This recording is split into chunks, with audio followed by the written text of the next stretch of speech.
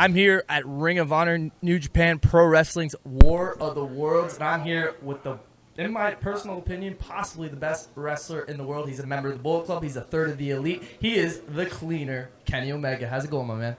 It's going well so far. Thank you for having me. Thank you very much for taking the time. Of course, you're going to be teaming up with your buddies, the Young Bucks, Matt and Nick Jackson, tonight, tangling up with the Addiction, Frankie Kazarian, and Christopher Daniels, as well as somebody you know very well in Hiroshi Tanahashi. Talk a little about that match going down tonight. Yeah. Anytime I get a chance to step away from New Japan for a brief moment in time, I'm always looking to fill my schedule with matches with the Elite. Yep. We have a mission statement, and we have parties to throw.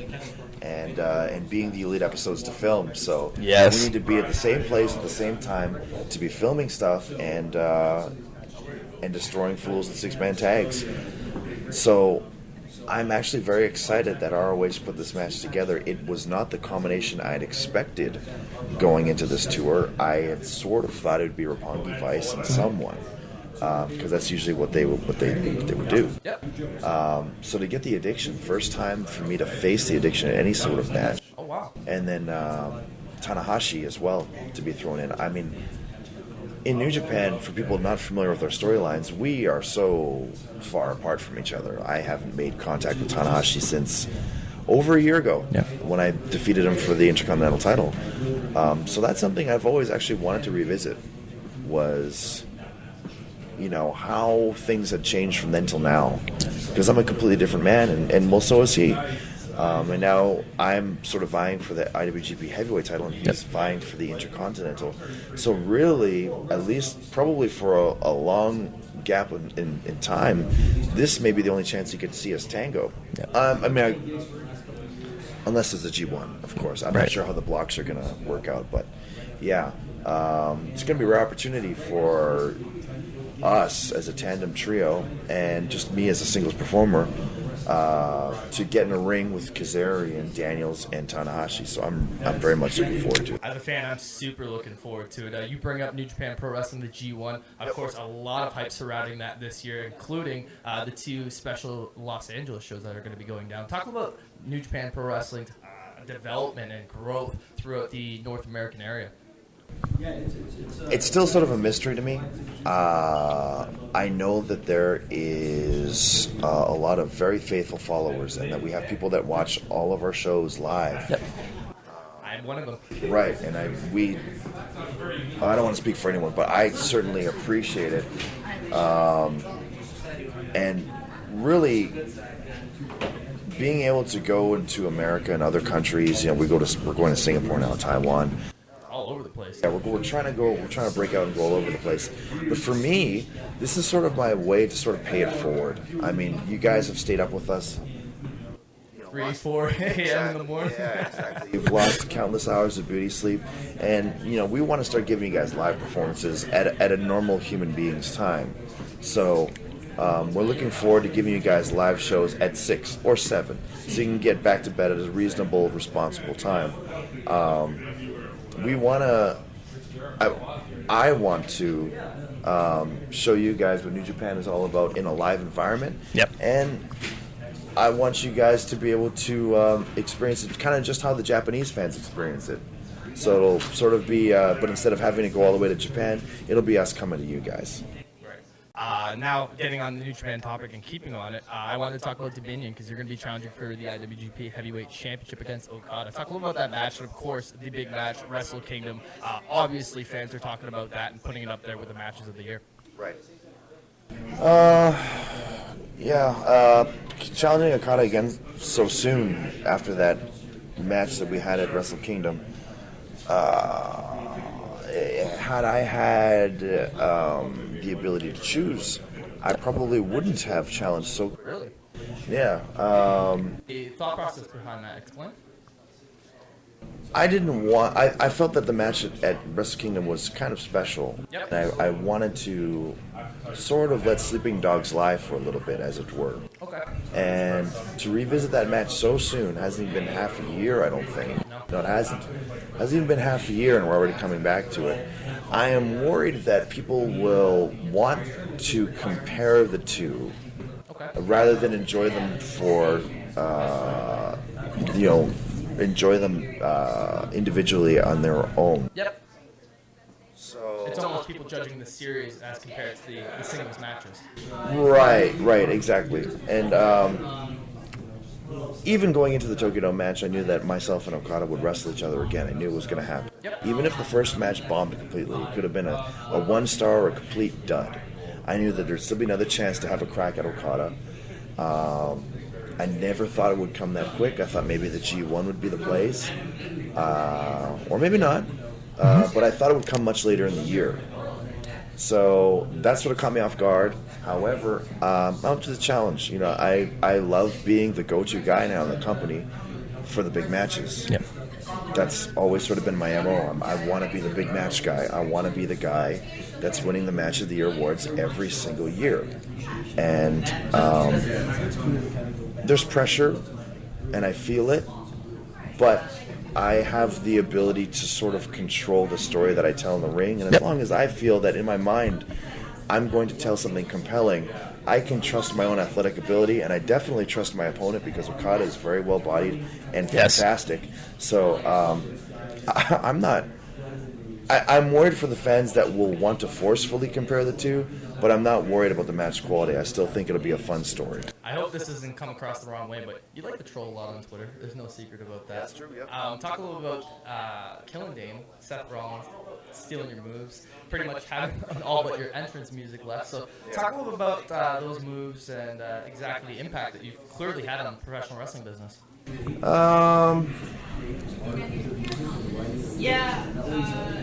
Like,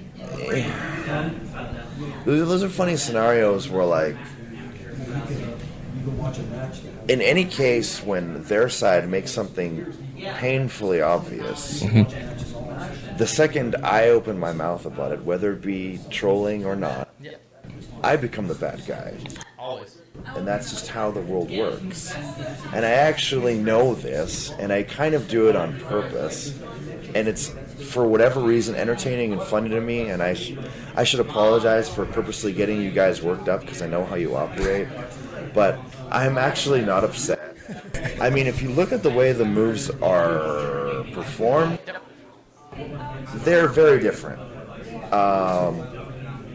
Killian Dane's Ulster Plantation, I believe it's called, looks a lot different from how I do One Winged Angel. The way Seth Rollins does well, I guess people are calling it the Rain Trigger. I never name for it because it was a very special moment in a special match. That's all it was ever meant to be. Okay. But the way he's performing it, very different from how I performed it. And whether that's purposefully so or not, you can tell it's a different person. Yep. He's not trying to mimic the way I did it. You can have it. That's fine. And I know Seth as a person. We traveled, and we're at Ring of Honor right now. Yep. We traveled up and down the roads in Ring of Honor, stayed in the same hotel rooms, stayed in the same houses. We hung out. We went to eat. Many, many a times we were friends. I harbor no ill will towards Seth Rollins. I don't really know Killian Dane, but it doesn't bother me the same. It doesn't bother me at all either, because, I mean, even visually, the way that he looks as a person is so much different from the way I look that the move just in general is going to come across looking differently. Yep. So it doesn't bother me. And like, just as a lot of people drew the comparison of Emma's new character, how it looks very similar to the Cleaner. She's a female. I think it looks really cool and badass. I think it's completely fine. No problem there whatsoever. People even said, hey, Kenny, TJP's music is almost exactly like your music from DDT. So what? I love my music from DDT. That's great. I've not actually been at a point where I've felt annoyed or upset once yet. And either that's because I'm so passive or just really isn't anything. And I think it's more that. I do, and I mean, and I did sort of troll in the fact of saying WWE's making them blatant, and maybe they are, like, because these things are kind of snowballing one after another after another after another, my stuff, and that's cool. It's just sort of like, I don't know if it's the wrestlers saying like, hey, I saw this cool thing and I want to do, or if it's them just saying, hey, we saw this thing and it's not here, so it'd be cool if you brought it in.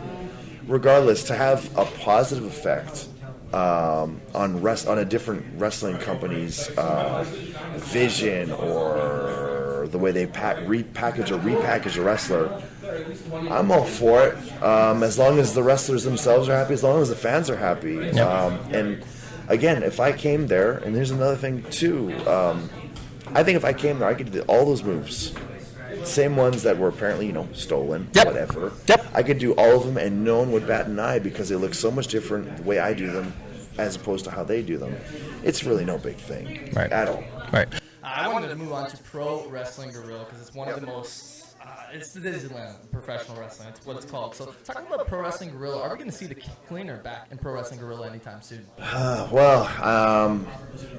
That's a tough one because as of right now, I'm visa-less. So there's no American visa. Okay. I probably will be requested by the company to not appear in America until the G1. Of course. Yep. Maybe bulldoing the possibilities then? Yeah, I mean, I think I should probably... I'm sure I'll have carte blanche after those shows. Mm-hmm. And that'd be cool. But yeah, PWG is one of those magical places where just the crowd really makes the shows. And it draws the best out of all the performers. And some of the greatest performances I've seen have been in the PWG ring. The greatest shows from top to bottom have been in a PWG ring. Yep. And I think maybe from like top to bottom, show to show, it's probably the highest percentage of crowd satisfaction out of any promotion. How they do it, I don't know. I literally just sum it up to magic. That's all I can say. Absolutely. I want to move forward and talk about the Elite, being the Elite in particular, the YouTube series.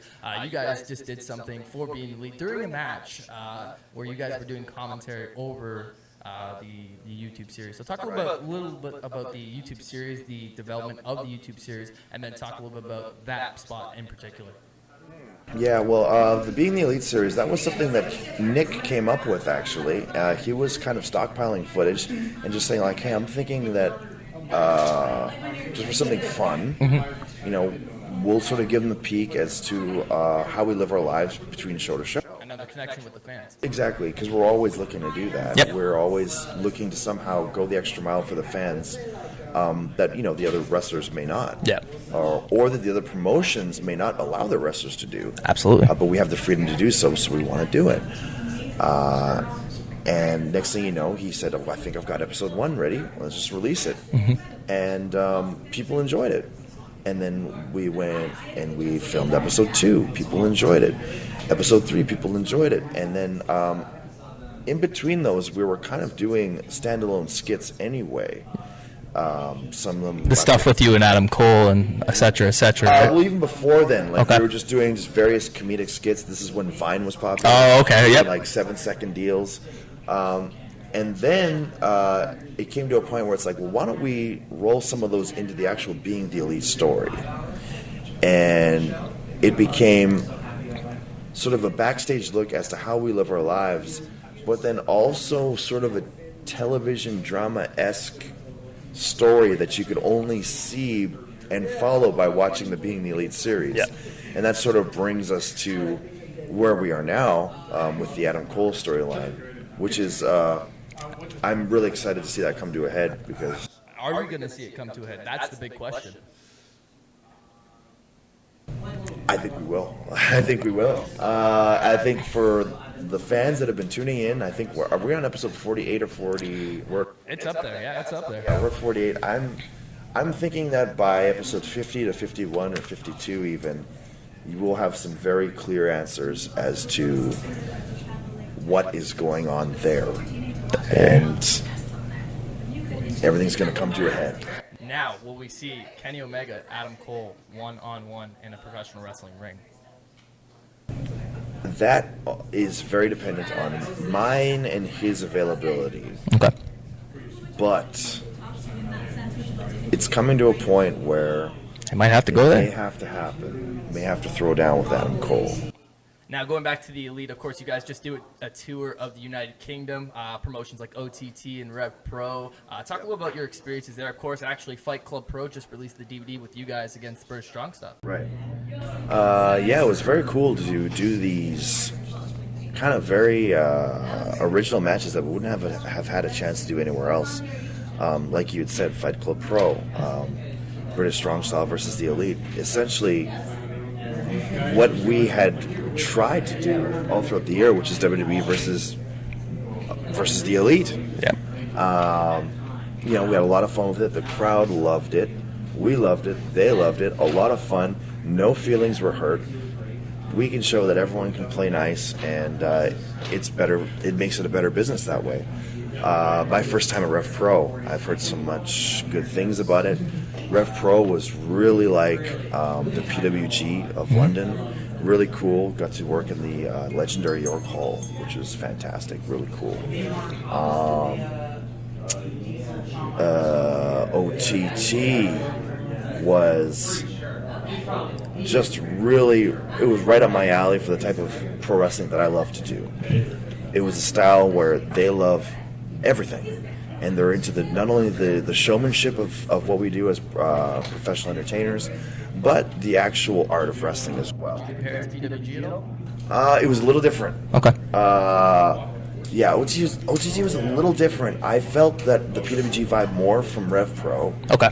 OTT, even though that was more PWG-esque in the way that the match played out, Yep. in general, I felt the crowd was more like...